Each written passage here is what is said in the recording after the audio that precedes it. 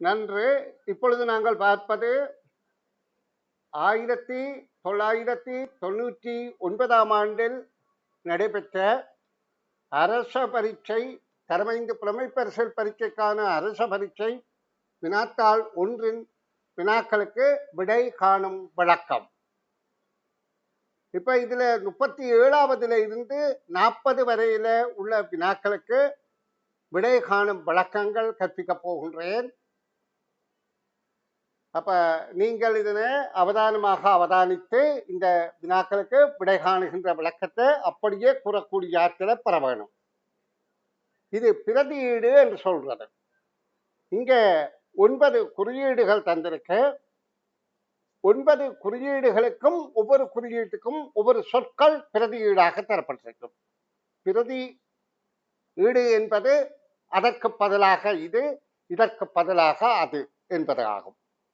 இப்ப இங்க பிள்ளை என்பது வட்டத்துக்கு வட்டம், அப்பா என்பது சதுரத்துக்கு வட்டம், அம்மா என்பது முக்கோணத்துக்கு வட்டம். வீட்டில் என்பது வட்டம், பாடசாலை என்பது சதுரம், வைத்தியசாலை என்பது முக்கோணம். சென்றது வட்டத்துக்கு 2 நிலைக்குத்து கோடு, கேட்டது சதுரத்துக்கு 2 நிலைக்குத்து கோடு, இருந்தால் முக்கோணத்துக்கு 2 நிலைக்குத்து கோடும். இப்ப இதுல உள்ள சொற்களுக்கு சொல்லிலக்கணப்படி நாங்கள் அந்த சொற்களை பிரித்து உணர தெரிய வேண்டும். இப்ப பாருங்க பிள்ளைகள், பிள்ளை, அப்பா, அம்மா என்பது 3ம் பெயர் சொற்கள். நாங்க சொற்கள் பற்றி தெரிந்திருக்க வேண்டும்.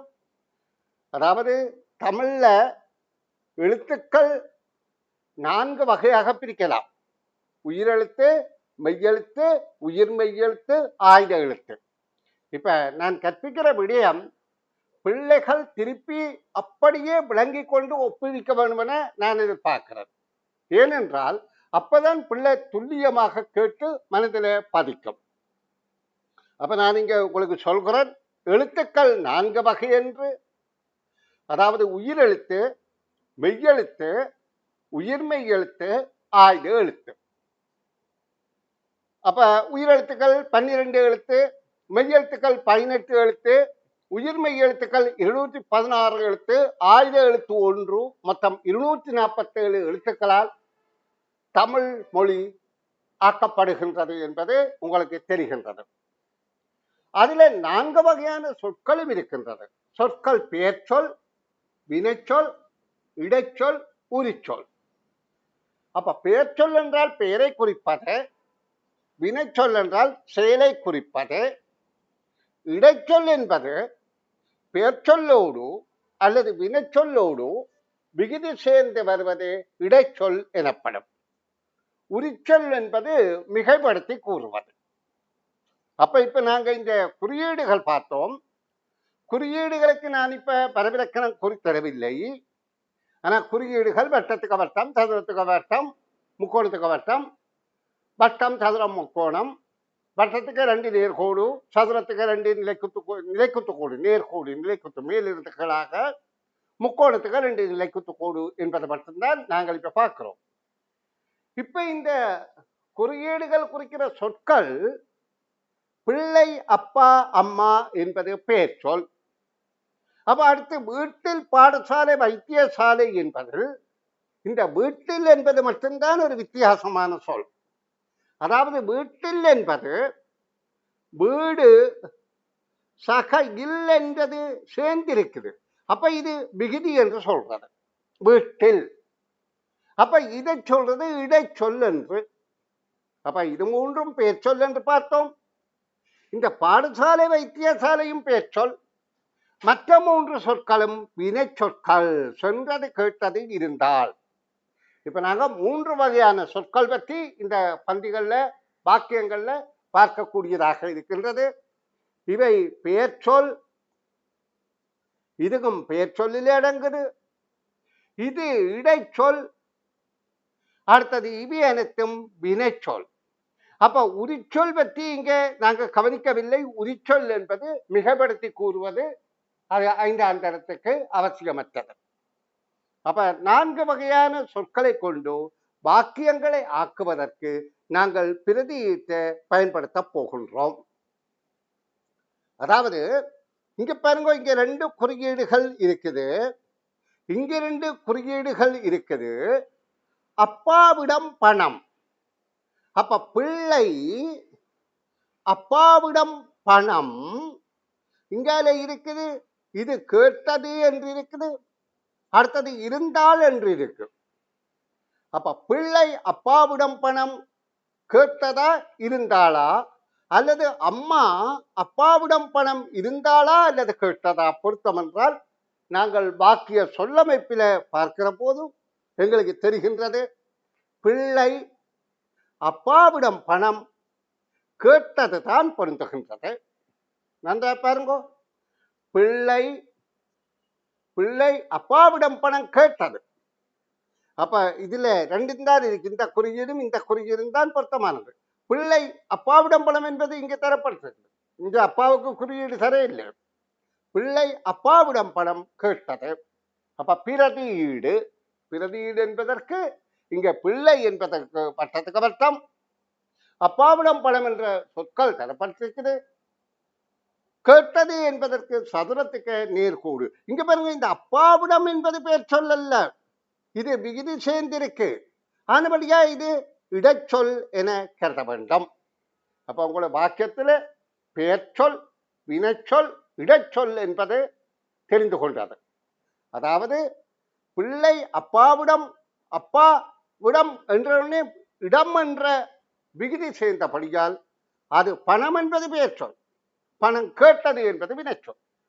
அப்ப இந்த வாக்கியத்துல பெயர்ச்சொற்கள் 2, இடைச்சொல் ஒன்றும் வினைச்சொல் ஒன்றும் இருக்கின்றது. இது பெயர்ச்சொல், பணம் பெயர்ச்சொல், இது இடைச்சொல், அப்பாவிடம் கேட்டது வினைச்சொல். இப்ப உங்களுக்கு இந்த பிரதியீடு புரிந்திருக்கும் என எதிர்பார்த்து அடுத்த பிரதியீடு சார்பான தகவலை உங்களுக்கு விளக்கம் தருகின்றேன், கவனியுங்கள். அடுத்த தகவல் நான் கொஞ்சம் சிறிதாக்குறேன். இங்க பாருங்க, அப்பா வரும்பரை இருந்தால், அப்பா வரும்பரை இருந்தால், இருந்தால் என்ற இடத்துல இதுல இல்லைன்னா வரணும், பேப்பர் கொஞ்சம் தெளிவில்லாம இருக்குது.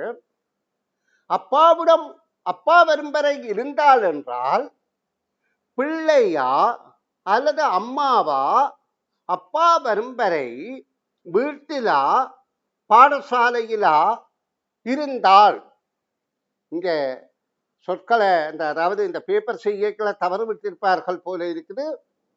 அம்மா அப்பா வரும்பரை வைத்தியசாலையில் இருந்தால் என்றுதான் இந்த வாக்கியம் இருந்திருக்கும். ஓ, அம்மா அப்பா வரும்பரை பாடசாலையோ வீட்டிலேயோ இருந்தால் என்றது சரி வராதா? அப்படி என்றால் அம்மா அப்பா வரும்பரை வீட்டில் இருந்தால் என்பது பொருந்தும். அப்ப நான் நிக்க வைத்தியசாலை ஆக்கும்போது அப்படியும் ஒரு வாக்கியம் வந்திருக்கு. இந்த பேப்பரை தயாரிக்கிறவர்கள் சரியாக ஒப்பு நோக்குறை இல்லை, அதால சில போல தவறு விடுவார்கள். அப்ப இதுல பரவாயில்லை. இதுல அம்மா அப்பா வரும்பரை, அம்மா என்பது இது, அப்பா வரும்பரை வீட்டில் இருந்தால், அப்ப வீடு என்பது இது, இருந்தால் என்பது இது. அப்ப இங்க தெரிவு செய்யப்பட்ட 2 பிரதியீட்டு சொற்களுக்குரிய குறியீடுகள் இது. அம்மா அப்பா வரும்பரை வீட்டில் இருந்தால். அப்ப வீட்டில் என்பதற்கு சதுரம் இல்லை, சாரி, வட்டம், இதுதான் வீட்டு. இங்கே வீடு என்பது அம்மா அப்பா வரும்பரை வீட்டில் இருந்தால். அப்ப நாங்க இதுகளுக்கெல்லாம் கோடு போடுறதான், இதுல கீழே கோடுகள் தான் நீங்க அறிவுறுத்தல சொல்லி இருக்கு. அப்ப கோடுகள் போடுறதான் விடை காண்ற விளக்கம். இனி அடுத்த வினாவை பார்ப்போம். இதுல 2 குறியீடு இருக்கு. இது 2க்கும் என்ன சொல்? இது அப்பா, அப்பா, இது பிள்ளை. பாடம் படிக்க, இது பாடசாலை, இது வீட்டில். அதாவது பாடம் படிக்க என்ற ஒண்ணு எங்களுக்கு தெரியுது, பிள்ளைதான் பாடம் படிக்க பாடசாலைக்கு அடுத்தது சென்றது என்பது பொருந்துகின்றது. அப்ப ஒரு வாக்கியத்தை ஆக்கிற போது எந்தெந்த சொற்கள் அதில் வர வேணும் என கண்டுபிடித்து நாங்கள் அதுக்குரிய குறியீடுகளுக்கு கீழே கோடு போடுதல் வேண்டும். பிள்ளை பாடம் படிக்க, இதுக்கு கோடு போட தேவையில்லை, நான் சும்மா குறித்து காட்டுறேன். பாடம் படிக்க பாடசாலைக்கு சென்றது முக்கோணத்துக்கு கூடும். அப்ப பிரதியீடு சார்பான, அதாவது 39 வரையிலான கேள்வி பார்த்தோம். இனி இந்த பரீட்சைத்தாளின் இறுதி கேள்வியை பார்வையிடுவோம். இறுதி கேள்வி 40வது கேள்வி. அதுல இந்த வரைபடம் தெளிவில்லாம இருக்குது.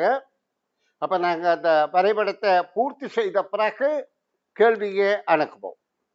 அதாவது அதான் நான் முதலே சொன்னேன், இந்த அச்சுப்பதிப்பு செய்பவர்கள் சில வேளை இன்னவோ தவறு விடுகிறார்கள். பரவாயில்லை, நாங்கள் விடயத்தை விளங்கி கொண்டால் எங்களால் அதை சீர் செய்து கற்க முடியும்.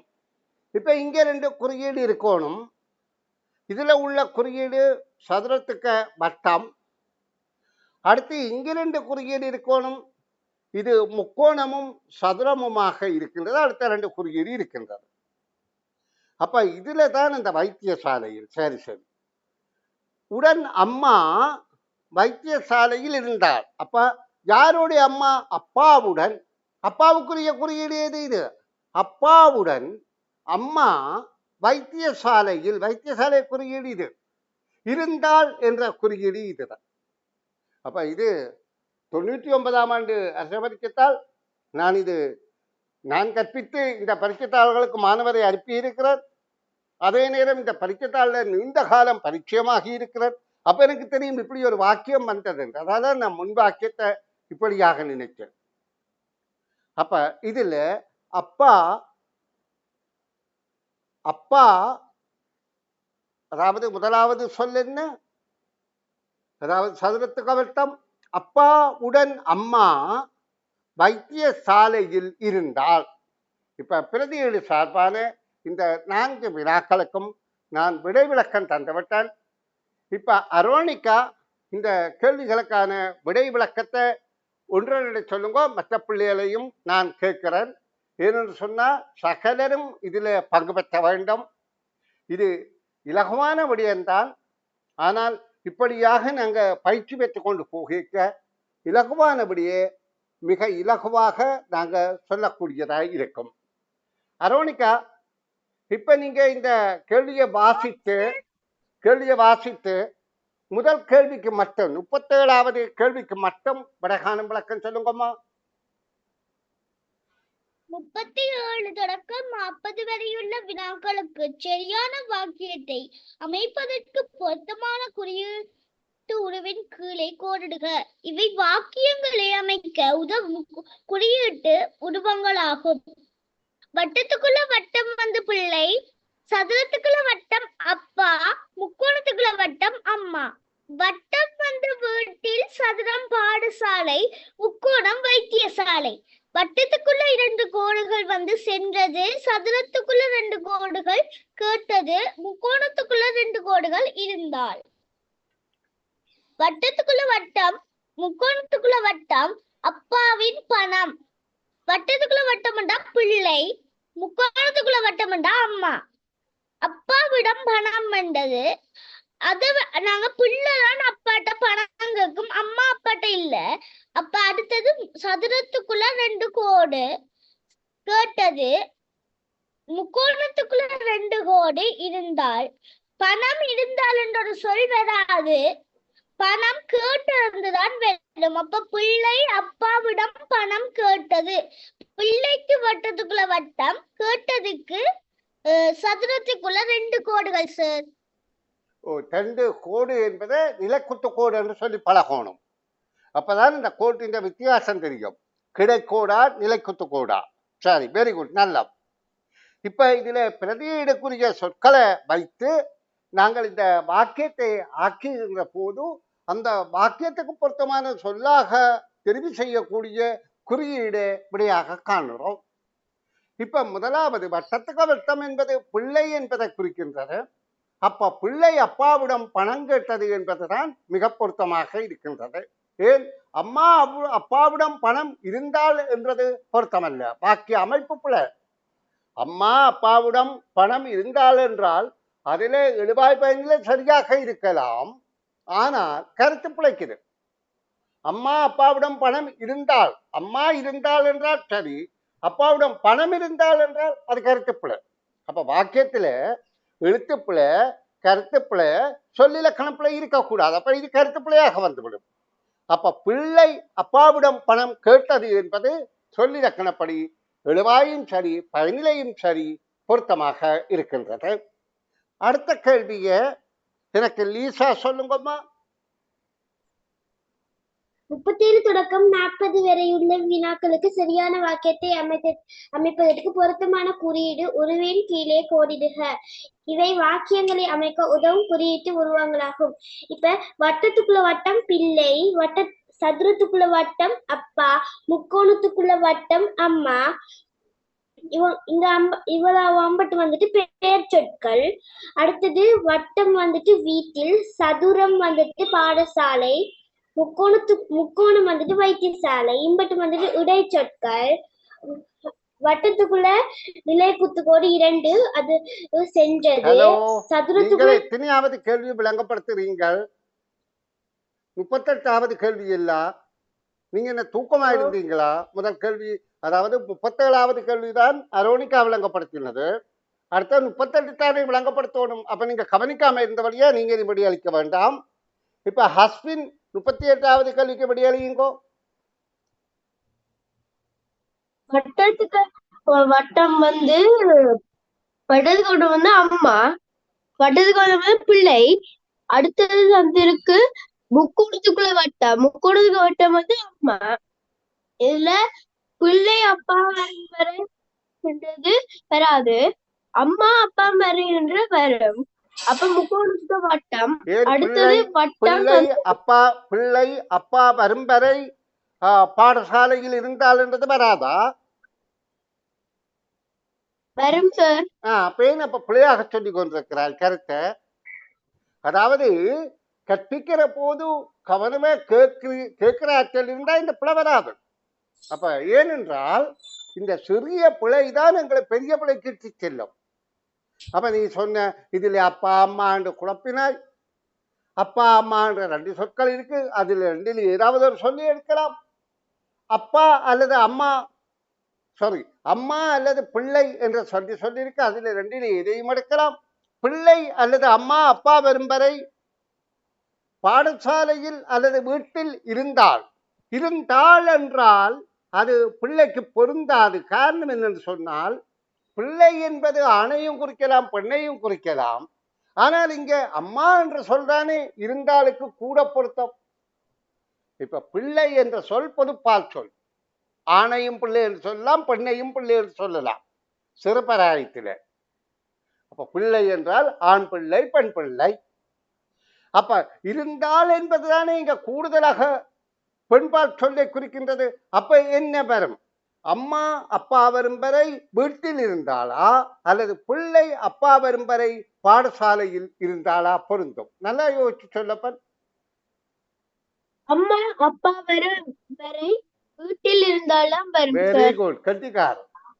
அம்மா அப்பா வரும் வரை வீட்டில் இருந்தால். அப்ப அம்மாவுக்குரிய குறியீடு என்ன அப்பன்? முக்கோணத்துக்குள்ள வட்டம். முக்கோணத்துக்கு வட்டம். அப்ப அதுக்கு கீழே கூடு போடணும். அப்பா வரும் வரை வீட்டில் என்பதற்கு எந்த குறியீடு பொருத்தம்? வட்டம். வட்டமா? பாத்தியா என்ன அவசரப்படுறா என்று விளக்குதான். அம்மா அப்பா வரும் வரை வீட்டில் என்பது வட்டம் தான். சரி சரி சரி, பாடசாலையில் தான் சதுரம். ஓகே, அப்ப இது பொருத்தமான விடை. Very good. இப்ப நான் அடுத்த கேள்விய நான் சர்வேஷிடம் வர்றேன். சர்வேஷ், இப்ப அந்த அடுத்த கேள்வியை பார்த்துட்டீங்களா? சொல்லுங்க, எப்படி விடை காண்றேன்? சதுரத்துக்குள்ள வட்டம் அது அப்பா, வட்டத்துக்குள்ள வட்டம் பிள்ளை,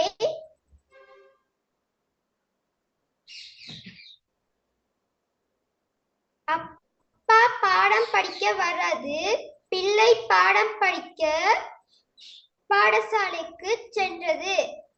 அப்ப பாடசாலைக்கு என்ன குறியீடு? சதுரம். சொல்லும், நீரே சொல்லும்.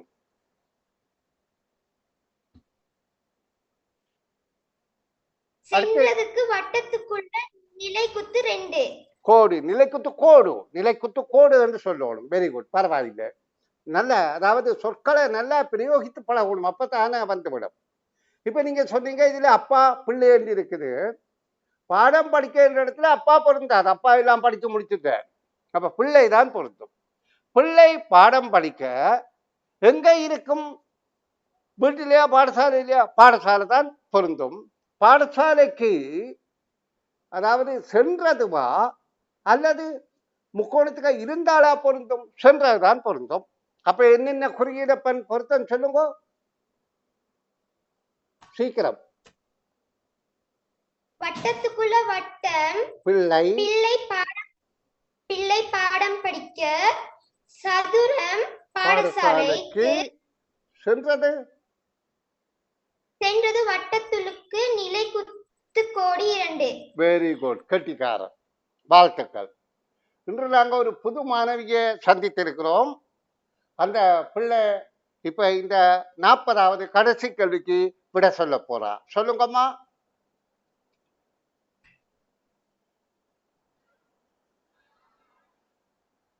ஹலோ, சீக்கிரம் சொல்லணும், மற்ற பிள்ளைகளுடைய நேரம் இது, அதோட ரெக்கார்டிங் நடக்குது, ஆனபடியா விரைவாக விட சொல்ல வேணும். சொல்லுங்க.